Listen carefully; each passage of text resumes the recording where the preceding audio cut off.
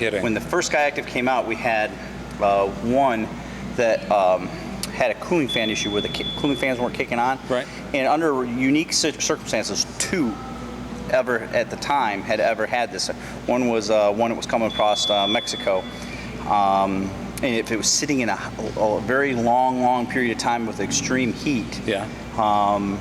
It would the cooling fans, so the temperature would come up. Well, then it would, because these things run with so fuel efficient. You know, remember when they used to get old vapor locks? Oh yeah.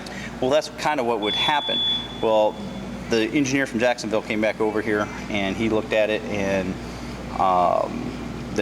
he was on his laptop with Japan. No kidding. And they figured out what it was, and all they had to do was do a software update to keep the fans on a little bit longer, the cooling fans, and that took care of the situation. Actually, then they sent in a recall. Just what they did was just a software update for it, so it prevented the problem from happening anymore. The thing with in Mazda buyers, I think, are more well-read and more up on the product than practically any other auto buyer. I don't know how to really put it, customers, I guess, than anyone else. Everybody who has a Mazda will pretty much go out and buy another Mazda. I mean, I know families that buy 5, 6, 7 of them, and they're just so in tune with it. They're so well read on it. They understand the concept of it, and they're not really just drivers. They're really fans of the vehicles.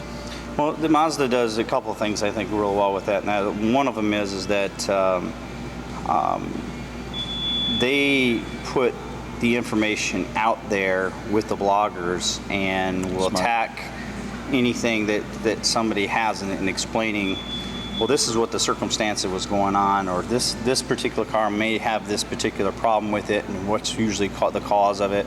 They're very, and you have a lot of young engineers and a lot of field reps that are on the blogging and stuff with online with Mazda. So, you know, they're very active with their customers online, and again, most of their people are very young in their organization. Very cool. So. Okay, let's go climb in the trunk. Okay. Get in the trunk.